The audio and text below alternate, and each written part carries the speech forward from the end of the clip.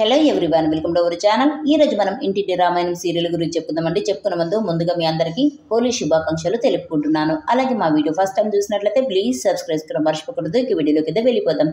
కుటుంబం అంతా కూడా పెళ్లి హడావిడిలో చాలా సంతోషంగా ఉంటారు. కానీ అవని మాత్రం చాలా డల్గా ఉంటుంది. ఇక అక్షయ్, నువ్వు ఇలా డల్గా ఉంటే ఇలా, అమ్మ నాన్నలు నేను పెళ్లి వాళ్ళకి పెద్ద కొడులుగా పరిచయం చేస్తారని చెప్పారు కదా, అక్కడ పెళ్లి వాళ్ళు వచ్చేస్తున్నారు అని తనైతే చెప్తాడు. ఇక ఆరాధ్య వచ్చి అమ్మని ఎందుకు డల్గా ఉన్నావు అంటుంది. ఇక పార్వతి ఆరాధ్యని నేను చెప్పేంత వరకు నువ్వు మాట్లాడద్దు అంటూ ఆరాధ్యని తీసుకుని వెళ్ళిపోతుంది. ఇది ఇలా ఉంటే మరోవైపు ప్రణతి వదినతో మాట్లాడకుండా ఇంట్లో వాళ్ళు అడ్డుపడుతున్నారు అని దయాకర్కి ఫోన్ చేసి తన ప్రాబ్లం గురించి చెప్పాలి అనుకుంటుంది. లేదంటే అవనికైనా ఫోన్ చేసి తన ప్రాబ్లం గురించి చెప్పాలి అనుకుంటుంది. వెంటనే అవనికి ఫోన్ చేస్తూ ఉంటుంది. కానీ అవని మాత్రం గమనించదు. ఇక పెళ్లి వాళ్ళు రానే వస్తారు. ఇక వాళ్ళు ఇంట్లోకి రాగానే పెద్ద కోడలు గురించి అడుగుతారు. తనని పరిచయం చేయమని అడుగుతారు. ఇక పార్వతి మాత్రం దారిలో ఉంది, కాసేపట్లో వచ్చేస్తుంది అంటూ అబద్ధమైతే చెప్తుంది. ఇక నరసింహారావు అక్కడ ఉన్న అవనిని చూసి, ఏంటి టీచర్ గారు బాగున్నారా అంటాడు. ఇక తన భార్యనేమో, మీ బంధువులు మీ టీచర్ గారు అందరూ వచ్చారు, కానీ మీ పెద్ద కొడులు మాత్రం ఇంకా రాలేదేంటి, త్వరగా రమ్మని చెప్పాల్సింది కదా అని తను కూడా చెప్తుంది. ఇక ఆరాధ్యని కూడా, మీ అమ్మ రాలేదని డల్గా ఉన్నావా అంటుంది. ఇక అవని మాత్రం ఇంటి పెద్ద కొడలు అని అందరూ కూడా చెప్పలేకపోతారు.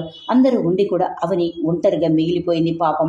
మరోవైపు ప్రణతికి పెళ్లి కూతురుగా ముస్తాబు చేస్తూ ఉంటారు. ప్రణతి టెన్షన్ మాత్రం ఏమాత్రం తగ్గదు. ముహూర్తం దగ్గర పడుతుంది, కానీ మీ పెద్ద కొడలు మాత్రం ఇంకా రాలేదేంటి అంటూ పెళ్లి వాళ్ళు రాజేంద్ర ప్రసాద్ అడుగుతారు. కానీ రాజేంద్ర ప్రసాద్ సమాధానం చెప్పలేని సిచ్యువేషన్లో ఉంటాడు. ఇక కళ్ళ ముందు భార్య ఉన్నా కూడా నా భార్య అని చెప్పుకోలేని పరిస్థితిలో ఉంటాడు అక్షయ్. ఇక అటుగా ఎవరో అమ్మాయి వస్తే ఆ అమ్మాయిని చూడగానే ఇంటి పెద్ద కొడలు అనుకుంటారు పెళ్లి వాళ్ళు. కానీ రాజేంద్ర ప్రసాద్ తను మా పెద్ద కొడలు కాదు అని తనైతే చెప్తాడు. ఇక నరసింహారావు అక్కగారైతే ఇంటిని చూసి ఇల్లాలను చూడమన్నారు, అది సామెత, కానీ నేను ఇళ్లను చూసి ఇంటి ఆడపడుచు ఎలా ఉంటుందో చెప్పొచ్చు అనేదే నా సామెత అంటూ తనైతే చెప్తుంది. ఇక ముహూర్తం టైంకి మీ పెద్ద కొడులు ఇక్కడ ఉండి తీరాల్సిందే అంటూ పెళ్లి వాళ్ళైతే పట్టుబడతారు.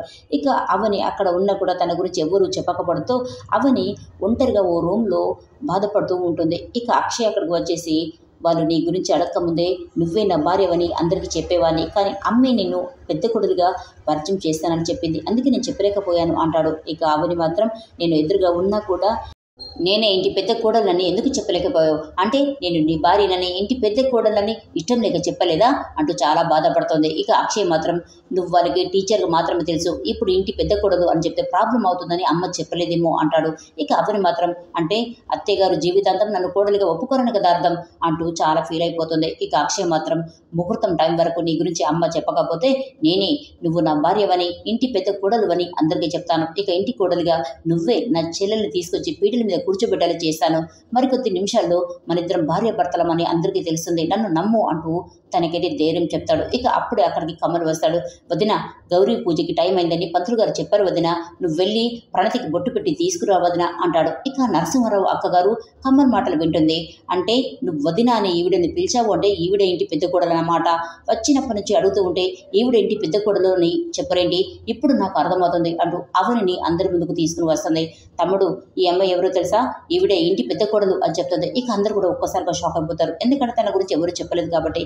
ఇక ఒరే తమ్ముడు, ఈవిడే ఇంటి పెద్ద కోడలు అని మనకు చెప్పకుండా టీచర్ అని అబద్ధం చెప్పి మనల్ని మోసం చేశారా, అంటే ఆ అబ్బాయి ఆమెను వదిన అని పిలిచాడు, అల్లుడు చేసుకోబోయే ప్రణతిని బొట్టు పెట్టి తీసుకురమ్మని ఆమెను చెప్పడం విన్నానరా, నా అల్లుడికి ఇలాంటిదన్నది చూడడం ఏంట్రా, అసలు వీళ్ళు ఇలాంటి డ్రామాలు ఆడుతున్నారు అంటే ఇక అల్లుడు చేసుకోబోయే అమ్మాయి ఎలాంటిదో అర్థం చేసుకో అంటూ తనైతే చెప్తుంది. ఇక పెళ్లి కొడుకు వెంటనే, అందరినీ పేరు పెట్టి పిలవడం సభ్యత సంస్కారం కాదు కాబట్టి మనకి పరిచయం ఉన్న వాళ్ళని ఆంటీ, అంకుల్, అక్క, అన్నయ్య, వదిన అంటూ మర్యాదగా పిలుస్తాం.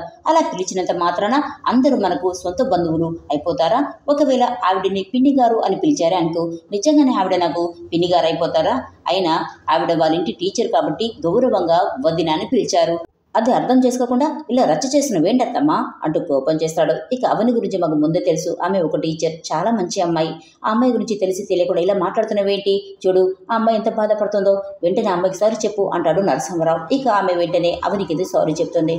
తర్వాత పంతులు గారు అమ్మాయి చేత గౌరీ పూజ చేయించారని చెప్పేసి అమ్మాయిని తీసుకురమ్మని చెప్తాడు. దాంతో ప్రణతి దగ్గరికి వస్తుంది పల్లవి. ఇంత అందంగా తయారయ్యావు, ఇక అందరిని వదిలేసి వెళ్ళడానికి రెడీగా ఉన్నావన్నమాట, అంటే పెళ్లి కాగానే అత్తారింటికి వెళ్ళిపోతావు కదా, నీకు కూడా వెళ్ళాల్సిన టైం వచ్చేసింది, ఎక్కువ టైం లేదు, ఇంకో 5 నిమిషాల్లో వెళ్ళిపోవాలి అంటూ గౌరీ పూజకి రెడీగా ఉండమని ఇండైరెక్ట్గా చెప్తుంది. ఎందుకంటే తను వెళ్ళిపోతుందని దానికి ముందే తెలుసు కాబట్టి. పాపం ప్రణతి పదే పదే అవనికి కాల్ చేసినప్పటికీ అవని మాత్రం గమనించదు. ఇక దయాకర్ మాత్రం గమనిస్తాడు. ఇన్నిసార్లు నీకు కాల్ చేసిందంటే ఏదో ముఖ్యమైన విషయం నీతో చెప్పాలనుకుంటుందేమో, తొందరగా వెళ్ళమ్మా అని దయాకర్ అయితే చెప్తాడు. ఇక అవని వెంటనే ప్రణతి దగ్గరికి వెళ్ళాలని చూస్తుంది. కానీ పల్లవి అడ్డుపడి, నీ చేతులతో బొట్టు పెట్టి అక్షింతలు వేయాలనుకున్నావు, కానీ దురదృష్టం కొద్దీ అవి నీలపాలు అయినందుకు నువ్వు అక్షింతలు వేయలేకపోయావు. కనీసం ఇప్పుడు నువ్వు చెయ్యి పట్టుకొని ప్రణతిని పెళ్లి పీటలపై కూర్చోబెట్టు, అప్పుడు ప్రణతి చాలా సంతోషపడుతుంది, తొందరగా వెళ్ళు అంటూ పంపిస్తుంది. ఎందుకంటే ప్రణతి అక్కడి నుండి వెళ్ళిపోయిందని తనకు తెలుసు కాబట్టి. ఇక ప్రణతి గదిలోకి వెళ్ళి చూస్తే అక్కడ ప్రణతి మాత్రం ఉండదు, కానీ ప్రణతి రాసిన లెటర్ ఉంటుంది. అప్పుడు ప్రణతి తనకి ఏం చెప్పాలనుకుంటుందో, ఎందుకు ఇన్నిసార్లు కాల్ చేసిందో ఇక అర్థమవుతుంది. ఈ విషయం గురించి మావయ్య గారికి తెలిస్తే ఏమనుకుంటారో ఏంటోనని చాలా బాధపడుతూ ఉంటుంది. ఇక లేట్ కావడంతో అక్షయ్ తన చెల్లెలి కోసం గదిలోకి అయితే వస్తాడు. ఇక అక్కడ అవని బాధపడుతూ ఉంటే, ఇంకా పెద్ద కొడలిగా పరిచయం చేయలేదని బాధపడుతున్నావా, ఇప్పుడు పరిచయం చేస్తాను పదా అంటాడు. ఇక ప్రణతి లేదని విషయం తెలుసుకుంటాడండి. ఈ విషయం తెలిసాక పెళ్లి వాళ్ళు ఎలా ఇన్సల్ట్ చేస్తారు, రాజేంద్ర ప్రసాద్ ఎలా తట్టుకుంటాడు అనేది రేపటి వీడియోలో తెలుస్తుంది. మరి ఈ వీడియో మీకు నచ్చినట్లయితే ప్లీజ్ సబ్స్క్రైబ్ చేసుకొని మర్చిపోకూడదు.